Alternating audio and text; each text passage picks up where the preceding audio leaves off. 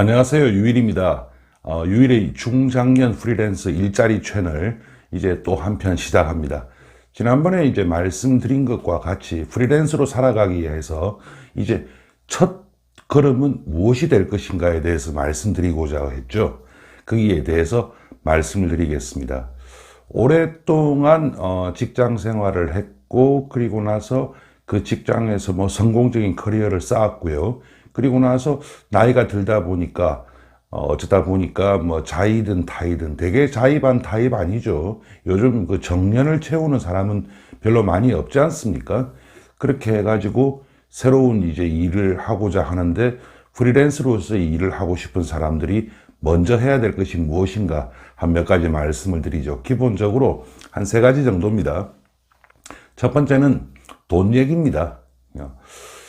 직장 생활을 할 때 생각보다 직장이 제공하는 것들은 많습니다.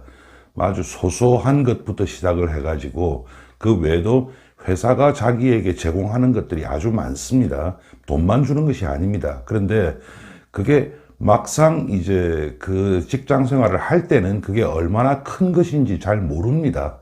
그러다가 직장을 그만두고 나와 보면 그것이 얼마나 큰 것이었는지 알 수 있거든요. 뭐 하다못해 그 자기가 자가 운전, 즉 자기가 직접 운전을 하고 다니는데 기름값을 조금 그 보조해주는 직장들이 많이 있지 않습니까? 그런 직장이라든지, 그 다음에 뭐 식사비라든지, 그 다음에 뭐 그 외에도 이런저런 것들이 그 회사가 자기에게 많이 지원을 해주거든요. 회사를 그만두고 나면 그게 딱 끊어져 버립니다. 아주 그 좋은 그 조건으로 회사를 그만둔 사람들 같은 경우에는 그래도 그것을 뭐 1년 더 해준다, 6개월 더 해준다, 뭐 그런 경우가 있긴 하지만, 아무튼 시간이 지나면 이건 딱 끊어집니다. 그것이 얼마나 큰 것인지는 나와 봐야 알 수 있습니다. 제일 먼저 해야 될 것이 은행 잔고 확인입니다. 그러니까 이제 수입이 없잖아요. 그러면 그 수입이 없는데 대개 보면 이제 그 정부에서 각종 그 중장년 지원을 하는 것이 50에서 64세거든요. 왜 64세냐면 65세부터 국민연금이 지급되지 않습니까? 그래서 64세까지를 어떤 식으로든 일자리로 끌어들이기 위해서 노력을 정부가 합니다. 그런데 그 전에는 별다른 수입이 없습니다. 아예 수입이 없으면 이제 실업급여라고 하는 것이 있죠. 그런데 그것도 무한정 주는 것이 아니고 일정 기간 동안만 줍니다. 그래서 가장 이제 이상적으로는 한 1년 정도의 연봉을 자기가 잔고로 가지고 있으면 좋습니다. 여기서 좀 재미있는 얘기 하나 하도록 하죠. 뭐 대기업에서 상당히 높은 직책에 있었던 사람들이 그만두고 나와서 일반적으로 어떤 모습을 보이는지 저는 많이 봤거든요. 대개 보면 대기업에서 이사급 이상으로 있었던 사람들이 나오면요, 뭐 사람에 따라서 아주 뭐 천차만별입니다만은 별로 재테크라든지 돈 관리 많이 안 한 사람들도 최소한 은행 잔고로 뭐 3에서 5억 정도는 가지고 있습니다. 그 최소한입니다. 근데 이 사람들이 제일 처음에는 자기 사무실을 얻지도 않아요. 대개는 그냥 친구 사무실 한쪽에 책상 하나 놓고 거기서 이제 꾸준히 열심히 합니다. 그래서 주로 이제 자기가 다니던 회사나 그 관련 업종에다가 자기가 어떤 일을 할 수 있을까, 뭐 그런 것을 타진도 해보고 나름 열심히 하거든요. 여기까지 하다가 안 된다고 생각을 하고 판단을 했다면 뭐 아주 행복한 사람이고요. 그러다가 대개 뭐가 하나 조금 됩니다.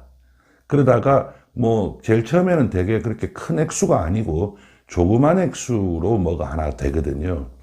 그러면 이거 하면 될 것 같다라고 해서 계속 열심히 하죠.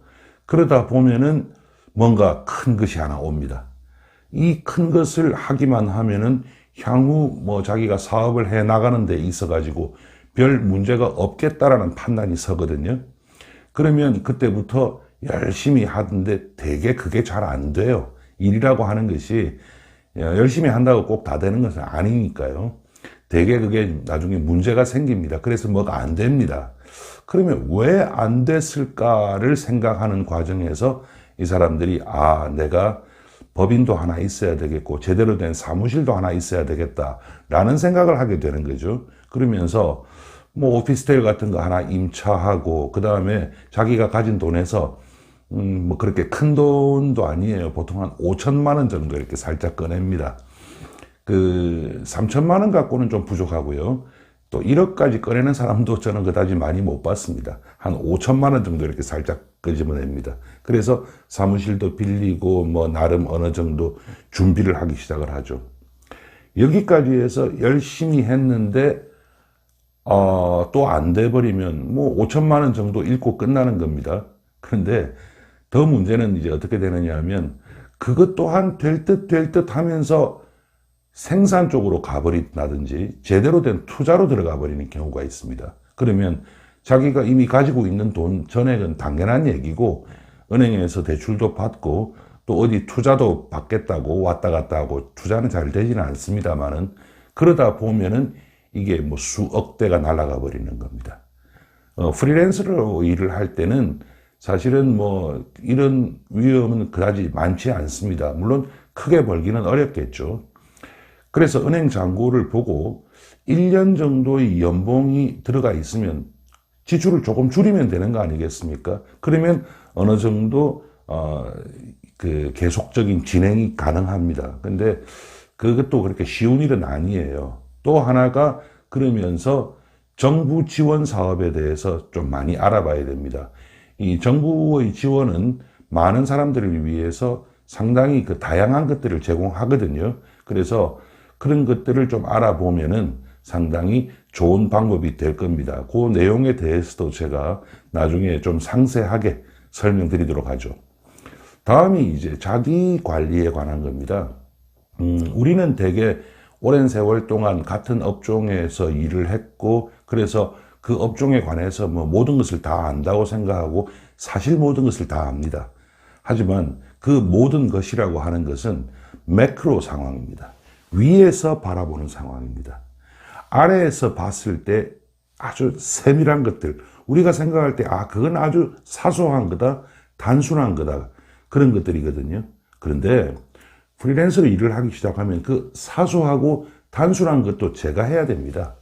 그렇지 않으면 그걸 해주는 사람을 보조로 고용을 해야 되는데 그러면 그만큼 자기에게 돌아올 돈이 아주 적어지는 결과가 오거든요. 그리고 생각만큼 그때그때 사람 구하기 쉽지 않습니다. 그래서 조금 교육을 좀 받아야 됩니다. 이 교육 또한 요즘 그 정부에서 많이 지원을 해줍니다. 그리고 그 외에도 좀 싸게 받을 수 있는 방법도 많고 해서 교육을 받아서 현대적인 트렌드, 그 다음에 젊은 사람들이 하는 일을 공부를 해야 됩니다. 그래서 HRDnet 이런 데 들어가면 정부에서 하는 겁니다. 고용노동부에서 하는 건데요. 교육을 받는데 필요한 비용을 상당히 많이 다양하게 지원을 해 줍니다. 그러면 예전 같으면 전체적인 그림만 우리가 보고 그 다음에 밑에 있는 직원들한테 그러면 이 그림을 완성하기 위한 세부적인 업무들을 해오라라고 시켰지 않습니까? 이제는 그렇게 하면 안 되고 그 세부적인 업무를 자기가 해야 되는데 그 세부적인 업무를 하기 위해서 교육을 받는 겁니다. 그렇게 생각만큼 어렵지는 않습니다. 왜냐하면 전체적인 그림을 파악하고 있기 때문에 제일 처음에는 좀 힘든데 해보면 뭐 생각보다는 금방 따라잡습니다. 그리고 뭐 일정한 경우에는 뭐 자격증이 필요한 경우도 있는데 사실은 뭐 제가 얘기를 안 할 수가 없어서 얘기하는 것이지 자격증은 그렇게 중요하지는 않습니다. 예, 우리 같은 중장년 프리랜서들을 쓸 때 자격증이 있느냐 없느냐는 그렇게 열심히 보지는 않습니다. 그리고 이제 주간 생활 계획표가 나와야 돼요. 이게 이제 회사에 다닐 때는 자기가 원하든 원하지 않든 회사에서 근무 시간이라고 하는 것이 딱 나와 있지 않습니까? 그렇기 때문에 뭐 몇 시까지 출근을 하고 큰 일이 없으면 몇 시까지는 그래도 사무실에 있는다든지 뭐 그런 것들이 딱 나오고 또 주말에는 쉬고 뭐 이런 게 있는데 이제는 자기가 다 결정해야 되거든요. 그러기 위해서는 주간 단위로 해가지고 너무 뭐 시간별로 뭐 몇 시에는 뭐 하고 뭐 그까지는 필요 없고요. 새벽에 뭘 하느냐, 그 다음에 오전에 뭘 하느냐, 그 다음에 오후에 뭘 하고 저녁에 뭘 하느냐. 그 다음에 전체적으로 월요일은 뭘 하느냐, 화요일은 뭘 하느냐 정도는 이렇게 잡아놔야 됩니다. 그러면서 그 중에서 휴식을 위한 날을 또 잡아야 돼요. 왜냐하면 프리랜서들이 일을 하다 보면 돈이 조금 들어오기 시작을 하면 정신없이 달려가는 경향들이 있습니다. 그러다 보면 건강을 해치거든요. 그러니까 휴식 그리고 운동에 대해서 먼저 날짜를 잡아 놓는 것이 좋습니다. 이게 자기 관리. 그러니까 첫 번째가 돈 얘기, 두 번째가 자기 관리 얘기겠죠. 세 번째가 이력서입니다. 이력서라고 하면은 뭐 옛날에 우리가 오랫동안 써오던 이력서가 있지 않습니까? 항상 위에 보면 인사서식 1호 뭐 이렇게 붙어 있었는데 그런 이력서가 필요한 것도 아니고 일반적으로 또 회사에다가 우리가 취업할 때 자기소개서라든지 이런 거 제출하잖아요. 그거하고도 조금 다릅니다. 쉽게 얘기를 하면 내가 뭘 잘하니까 날 이렇게 써달라고 하는 것이 명확하게 들어가야 됩니다. 그래서 뭐 몇 년도에 뭐 태어나서 어떤 학교를 졸업하고 물론 그것도 꼭 들어갑니다만은 그건 그렇게 중요하지는 않습니다. 뭘 해왔는데 뭘 잘하고 이렇게 써달라. 날 쓰면 뭐가 좋을 거다. 그게 명확하게 나와야 되거든요. 그런데 그런 양식을 제공하는 곳이 있습니다. 어디냐면 제가 지난번에 말씀드렸던 각종 매칭 플랫폼들이 있었죠. 그 플랫폼에 가입을 하면 제일 처음에 자기 이력서를 쓰라고 하거든요. 근데 그게 보면 항목별로 착착착착 다 나와 있고 계속 강조하는 것이 이걸 잘 써야 기회가 많아진다라고 얘기를 합니다. 맞는 말입니다. 그걸 잘 써야 되고 회사에 따라 다른데 그런 매칭 플랫폼 중에 어떤 매칭 플랫폼들은 이 사람 괜찮다라고 생각을 하면 불러서 면접을 합니다.